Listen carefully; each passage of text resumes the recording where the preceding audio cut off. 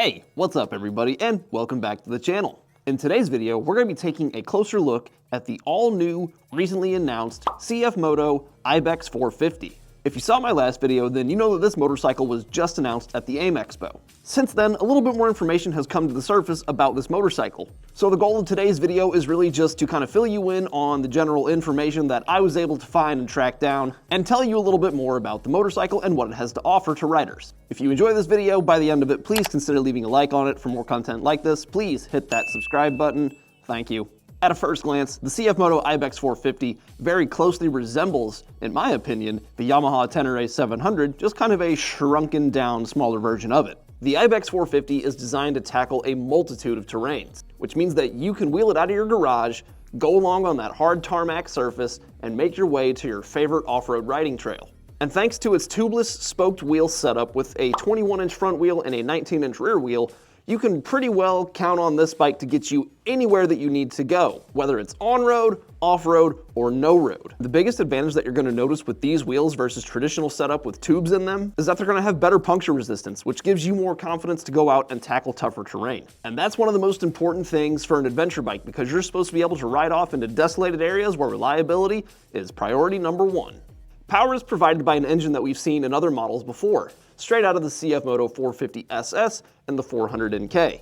Traditionally, crossblind crankshafts are reserved for mid to large bore machines. Breaking that mold, CFMOTO's 449cc parallel twin does feature exactly just that, a 270-degree crankshaft. In the 450 SS, this engine was producing 50 horsepower and about 28 foot-pounds of torque. In the Ibex, they've dialed down the horsepower, but they've increased the torque output to 32.5 pound-foot.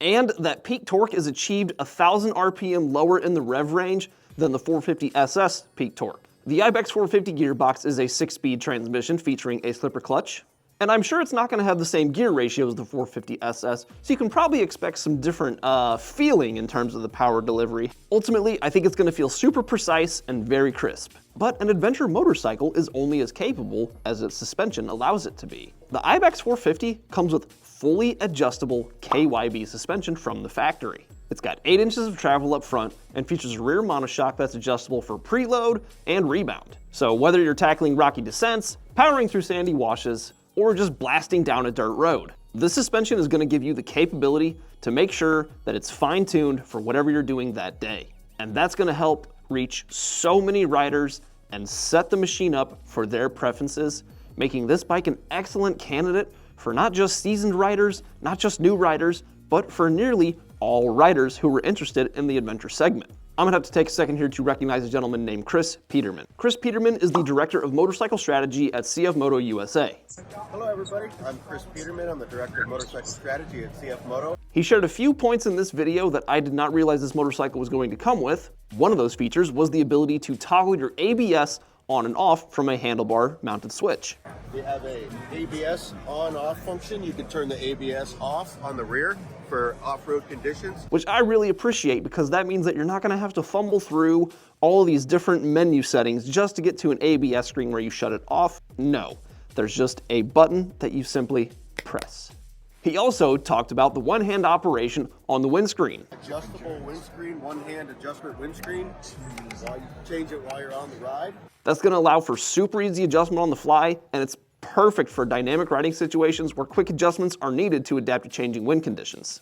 A couple of other things that I just noticed from the video: the seat height looks fairly approachable. It's going to be tall. It's an adventure bike with a 2119 setup, so there's no getting around it being kind of a skyscraper to begin with, but for guys like me, should be able to throw a leg over it and feel pretty comfortable in the saddle. Also features a stacked LED headlight, which I think looks very visually appealing in my opinion.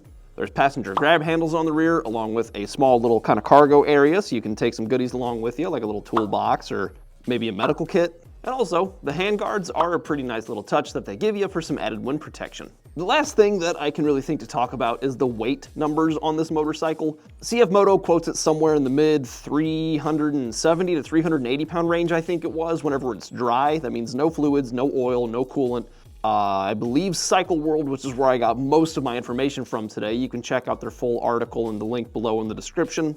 But I believe the wet weight is going to be somewhere north of 420 pounds, which is a little heavy in my opinion, but Not the end of the world. My only concern is that it may be a little bit top heavy, but that's kind of the nature of these adventure bikes. Whenever you're putting, that tall of suspension on it with that large of wheels on it, your weight has to go somewhere, and it can only kind of go up. Unless you're, KTM and you do that whole weird little teardrop nutsack tank thing around the frame. Unless KTM decides to help them out with a more low-slung gas tank design.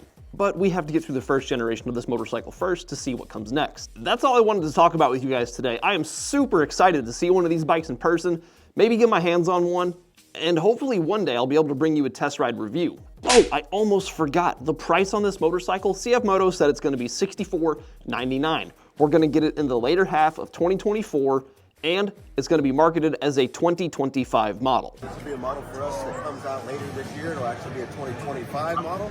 And it's certainly poised to make a big splash in the adventure segment. So whether you're a seasoned off-road enthusiast or a newcomer looking to explore the great outdoors, this bike has something to offer to you. So, what do you think of the new CFMOTO Ibex 450? And for those of you overseas, what do you think of the new CFMOTO 450 MT? Share your thoughts in the comments below. And if you enjoyed this video, please don't forget to hit that like button so we can reach a broader audience and more people can learn about this motorcycle. Maybe hit that little share button while you're at it as well. And for content like this in the future, don't forget to hit that subscribe button. I don't have anything else to add. I just wanted to say thank you so much for watching. I hope you have a wonderful day, and please ride safe.